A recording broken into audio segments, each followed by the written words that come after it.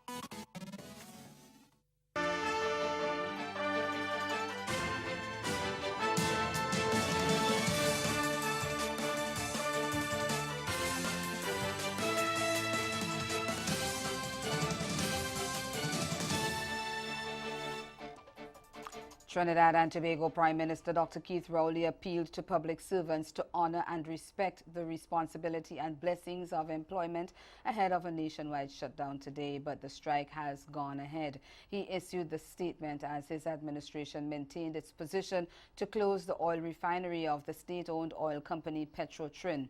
The day of rest and reflection, as the unions have dubbed it, proceeded as planned after government and labor leaders failed to reach agreement at a 2-hour meeting yesterday. We get more in this report from TTT News.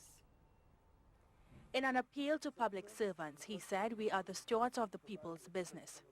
In a release from the Office of the Prime Minister, Dr. Rowley said he understands the concerns expressed for Petrotrin employees.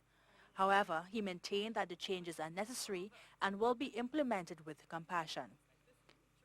The Prime Minister gave the assurance that the restructuring process will include measures to support stakeholders as Petrotrin transitions to profitability. The release further states that government is working on the implementation of industrial projects meant to rejuvenate the southwestern peninsula. Dr. Rowley said we will need to be proactive, progressive and productive if we are to chart a course forward for Trinidad and Tobago. He said this will sometimes call for unpleasant decisions today to secure a better tomorrow. In a direct message to public servants, he said, "Our fellow citizens are depending on us to show up and give our best demonstration of patriotism." There have been mixed reviews on the protest so far. Works and Transport Minister Rohan Sinanan said the schedules of the Public Transport Service Corporation were not affected by industrial action. But several schools across the country are without teachers, as some educators defy a Ministry of Education warning that they would face serious consequences if they participated in the action. Meanwhile, Grenada's Energy Minister Gregory Bowen is warning of an increase in fuel prices in the island and other CARICOM countries when the Petrotrin refinery closes. Speaking in the lower house of Parliament today, he said that as of October 1st, Grenada will have to source fuel and related products from other suppliers. Bowen said CARICOM is dealing with the matter urgently and regional governments have decided to work together and possibly make bulk purchases to ensure financial benefits for all. He said other countries will be affected by the closure, including Jamaica, Barbados and St. Lucia, adding that the company supplies 70% of the region's fuel needs. Since the announcement of the closure of Petrotrin's refinery, companies that supply energy products in the region have written to governments and CARICOM seeking the removal of the external tariff because of the cost of supplies coming outside of the region. Bowen told the Parliament that Trinidad has not objected to the request and as such it will be granted. But he added that purchasing from outside of CARICOM will result in increased prices for gas and other products that were supplied by Petrotrin. Over in Guyana, opposition leader Bara Jagdeo says while he is in support of the signing of a memorandum of understanding for technical cooperation with Trinidad and Tobago, the contents should be made public. The MOU is scheduled to be signed next week, but the Georgetown Chamber of Commerce and Industry has called on government to defer it to assess the impact that such a move would have on local businesses. Jagdeo is accusing the government of being secretive about the contents of the MOU. We get more in this MTV News report. A memorandum of understanding is to be signed between Guyana and the Twin Island Republic, Trinidad and Tobago on energy cooperation. However, the contents of the MOU are still to be revealed to the public.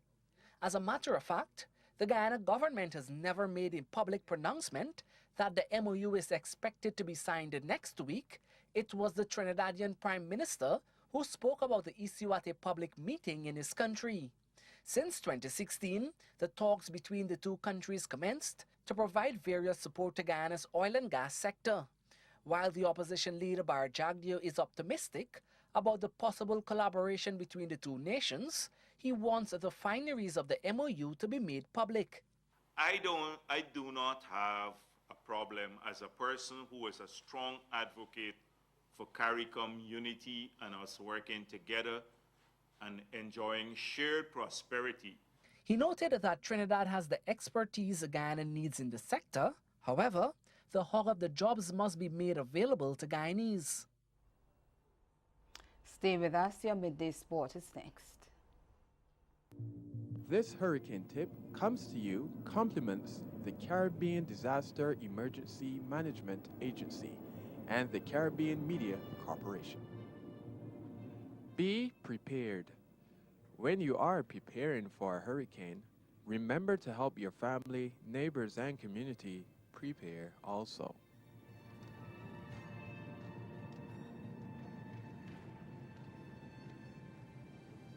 Try to understand, because very important that people understand how you can influence positively the change of law. What were your arguments for the minimum wage to be 10, was it? Yep. So, we believe fundamentally that hard work deserves fair pay. And when we are paying workers $7.25 an hour,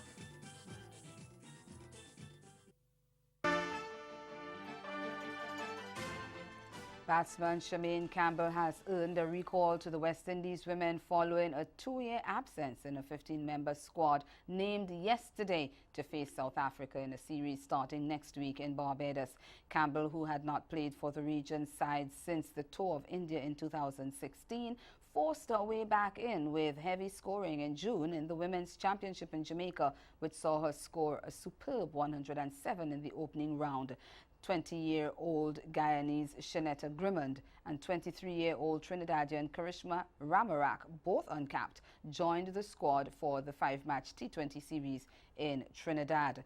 Kiana Joseph, Natasha McLean, Chedian Nation and Shakira Selman are also returning. Meanwhile, Brittany Cooper and Akira Peters have been overlooked. The side will be led by regular captain and batting star Stephanie Taylor. It includes mainstays like Marissa Aguilera, Deandra Doughton and Hayley Matthews. Windies face South Africa in the opening one-day international at Kensington Oval on September 16th, with games also scheduled for September 19th and 22nd.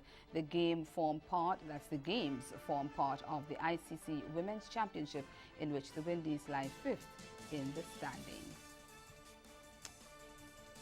Trinidad and Tobago netted once in each half to romp to a comfortable 2-0 victory over United Arab Emirates in their international friendly yesterday. We'll give you the details this evening at 6:30.